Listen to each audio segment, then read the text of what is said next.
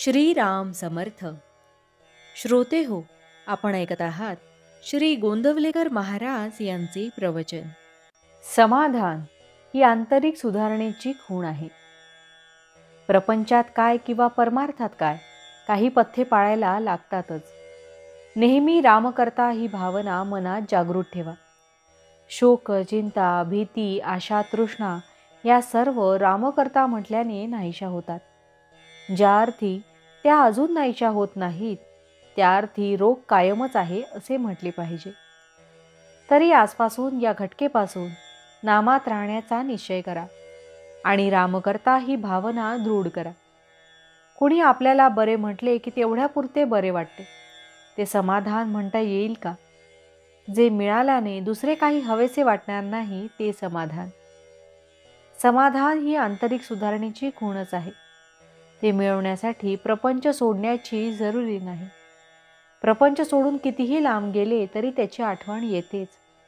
तेव्हा तसा तो सोडता येत नाही. तो एक राम म्हटल्याने सुटू शकेल. कोणतेही कर्म करताना भगवंताच्या नामात करा.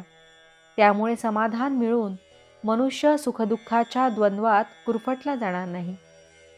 जो कोणी स्वतःचा उद्धार करून घेईल तो खरा ज्ञानी.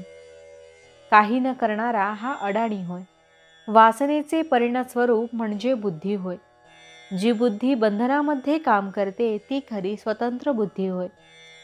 बंधनाला न जुमानता मनाप्रमाणे वागणारी ती स्वैराचारी बुद्धी होय. वासना नष्ट होणे म्हणजे देहबुद्धी नष्ट होणे होय. प्रापंचिक मनुष्याला विषय टाकता येतील हे शक्य नाही. त्याचे विषयाचे प्रेम रक्तात इतके भिनले आहे की ते काढून टाकायला सूक्ष्म अस्त्र पाहिजे. नाम हे अतिशय सूक्ष्म अस्त्र आहे. ते घेतल्याने विषयाचे प्रेम नष्ट होईल. खरोखर थोडा मनापासून निश्चय करा. तो परमात्मा फार दयाळू आहे.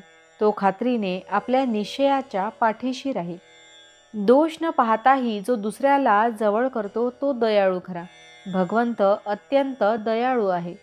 त्याच्या नामाच्या सहवासात राहिल्याने देहावरचे प्रेम नष्ट होईल आणि देहावरचे प्रेम नष्ट झाले की संसारावरचेही प्रेम कमी होईल आणि आपल्याला सर्वत्र राम दिसू लागेल. प्रत्येक जीवाची ओढ चिरंतन समाधानाकडेच असते. ती ओढ परमेश्वर प्राप्तीनेच पुरी होऊ शकते. ही प्राप्ती व्हायला अत्यंत सुलभ साधन जर कोणते असेल आणि त्याचा सतत सहवास जर कशाने लाभत असेल तर एका नामाने. ज्याने नाम हृदयात अखंड बाळगले त्याला सर्वत्र परमेश्वरच दिसेल. इतर साधनामध्ये उपाधीमुळे थोडी तरी चलबिचल आहे. नाम हे स्थिर आहे. हे भगवंताचे नाम आवडीने घ्या, श्रद्धेने घ्या, मनापासून घ्या. भावार्थ: अखंड नामस्मरणात राहा, किती समाधान राहील.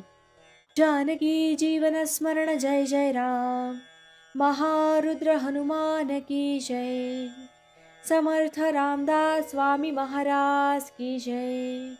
सब संतन की जय. श्री अनंत कोटि ब्रह्मांड नायक राजाधिराज सच्चिदानंद सद्गुरु श्री ब्रह्म चैतन्य महाराज की जय. जय जय रघुवीर समर्थ. आता आपण 13 वेळा नामस्मरण करूया. श्रीराम जय राम जय जय राम. श्रीराम जय राम जय जय राम. श्रीराम जय राम जय जय राम. श्रीराम जय राम जय जय राम. श्रीराम जय राम जय जय राम. श्रीराम जय राम जय जय राम. श्रीराम जय राम जय जय राम. श्रीराम जय राम जय जय राम. श्रीराम जय राम जय जय राम. श्रीराम जय राम जय जय राम. श्रीराम जय राम जय जय राम. श्रीराम जय राम जय जय राम. श्रीराम जय राम जय जय राम. जय श्रीराम.